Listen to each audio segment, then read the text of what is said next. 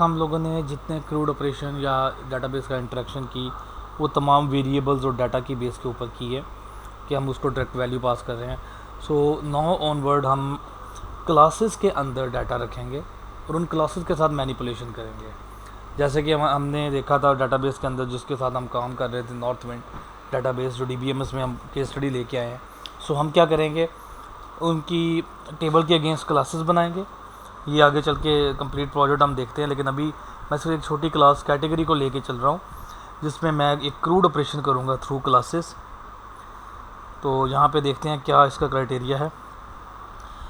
Create करते हुए हम कैटेगरी का ऑब्जेक्ट इसको दे रहे हैं और उसके बाद हम यहाँ से डाटा जो है इसी ऑब्जेक्ट से वापस लेंगे, कैटेगरी डॉट गेट कैटेगरी। लेकिन इससे पहले देख ले कैटेगरी के ऑब्जेक्ट में क्या है, category ID, category name, description and picture. ये कोइंसिडेंटली ये नेम सेम हो गए हैं जो डाटाबेस के अंदर है। ये ज़रूरी नहीं है कि ये नेम सेम हो, आप ये कुछ भी रख सकते हैं। वैसे भी डाटाबेस के नाम अंडरस्कोर के साथ समटाइम होता है, category underscore ID, category underscore name. So वैसे ही आप जिस मर्ज़ी ये नाम रख लें। तो उसमें पिक्चर भी है जो कि एज अ बाइट है हमारी, डिस्क्रिप्शन है स्ट्रिंग, कैटेगरी नेम स्ट्रिंग और कैटेगरी आईडी इंटीजर है। तो यहाँ पे हमने जो नॉर्मल काम पहले किया था उसके मुताबिक हम यहाँ डायरेक्ट वैल्यू देते थे, लेकिन अब हम जो वैल्यू एट्रीब्यूट को जो वैल्यू क्लास को पास करेंगे, क्लास के ऑब्जेक्ट को, वो वैल्यू दे रहे हैं।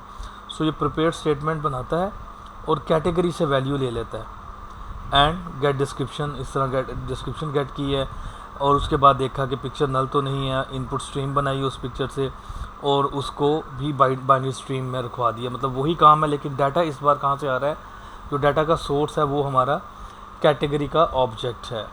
ऐसे ही हमने जब रीड करना है तो रीड करते हुए हम कुछ प्रिंट नहीं करवाएंगे, रादर हम लिस्ट ऑफ कैटेगरी रिटर्न करवाएंगे। ठीक है जी, लिस्ट ऑफ कैटेगरी रिटर्न करवाएंगे। सो रीड करते हुए सारा काम वही है। यहाँ प्रिंट करवाने की बजाय हम एक कैटेगरी लिस्ट का ऑब्जेक्ट बनाएंगे, फिर कैटेगरी का ऑब्जेक्ट बनाते हुए न्यू कैटेगरी, तो हम उसके अंदर और इस डॉट गेट इंड, यानी सारा काम वही है। हमने अपने जो है वैल्यू डाटाबेस से उठा के कैटेगरी के ऑब्जेक्ट के अंदर वैल्यू दे दी है और ये ऑब्जेक्ट हमने लिस्ट को पास कर दिया है कैटेगरीज़ को।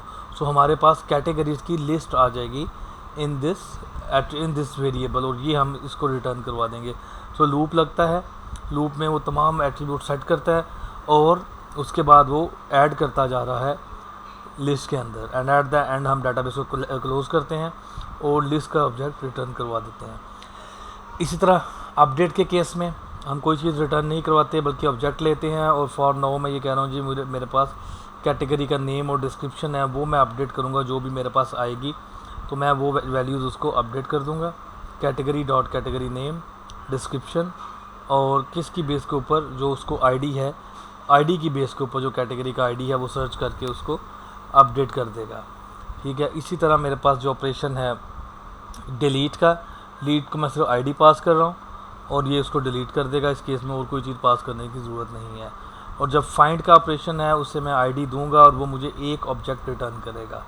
ठीक है, और इन केस ऑफ रीड वो मुझे लिस्ट ऑफ ऑब्जेक्ट रिटर्न कर रहा था, लेकिन यहाँ पे एक ऑब्जेक्ट रिटर्न करेगा। तो ये क्योंकि आगे हमने चल के इसको या तो जावा स्विंग के अंदर या वेब के अंदर यूज़ करना है इमेजेस को, तो इसलिए अभी फॉर नाउ मैं इमेजेस डी ड्राइव पे सेव करवा रहा हूँ, लेकिन लेटर ऑन मैं ये बाइट एज इट इज़ पीछे भिजवाऊँगा सर्वर साइड, क्लाइंट साइड पे, तो वो उसको एज ए इमेज प्रिंट कर देगा। ये टेक्निक हम आगे चल के देखेंगे, बट अभी के लिए आप इसको बाइट के अंदर ही रखेंगे। सो ये मेरे सारे ऑपरेशन इस केस में मैंने सेटर गेटर के थ्रू वैल्यूज़ जो है वो सेव करवा दी हैं। तो अब मैं इसको टेस्ट करवाता हूँ आपको। ये देखें, फाइंड करते हैं 29 और ये हमें क्या रिटर्न करता है, फाइंड देखें, एक कैटेगरी रिटर्न कर रहा है। ठीक है, तो मैं यहाँ पे फाइंड करने के बाद कैटेगरी का ऑब्जेक्ट लूँगा और इसको प्रिंट करवा देंगे।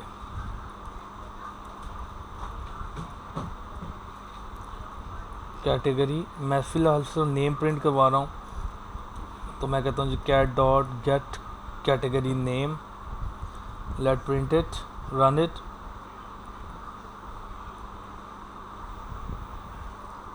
ये कैटेगरी का नेम उसका कोल्ड ड्रिंक प्रिंट हो गया। इस तरह अगर आपने नया डाटा इंसर्ट करना है तो क्या होगा हमारे पास, कैटेगरी का ऑब्जेक्ट हम बना के आएंगे यहाँ पे। इसमें अगर अपने फाइल भी कोई लोड करवानी है तो वेल एंड गुड, वरना हम उसको ये मैं एक मिनट इसको मैं कमेंट कर देता हूँ। तो इस केस के लिए मैं कहता हूँ जी, अगर आप इसकी फ़ाइल इंसर्ट करवाना चाहते हैं तो ये फ़ाइल सेम उसी तरह आपने फ़ाइल बनानी है, इनपुट स्ट्रीम बनानी है और उसे बाइट रीड करवा के कैटेगरी के पिक्चर को बाइट दे देना। अदरवाइज़ आप पिक्चर को नल देंगे तो एज़ पर लॉजिक पिक्चर है ही नहीं, तो वहाँ पे वो नल सेव कर देगा जी, नल है उसकी वैल्यू।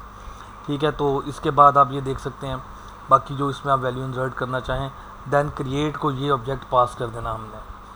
जब हम इसका GUI बनाएंगे तो फिर आपको ये अंदाज़ा हो जाएगा कि ये क्लासेस हमारी सेपरेट काम करेंगी। हमने सेपरेशन ऑफ कंसर्न करना है, जो हमारा डेटाबेस का काम है वो हमने सेपरेट कर देना है।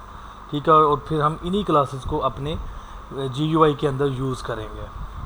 सो ये कैटेगरी का ऑब्जेक्ट, तो मुझे क्रिएट में जाऊंगा तो मैं कह रहा हूँ अगर picture not equals to null तो ये काम करे,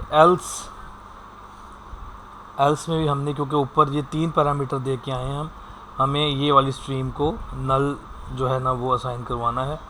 तो हम कह सकते हैं डॉट सेट, हम यहाँ पे डॉट सेट बाइट्स, तो इसको हम 3 पे नल करवा देते हैं।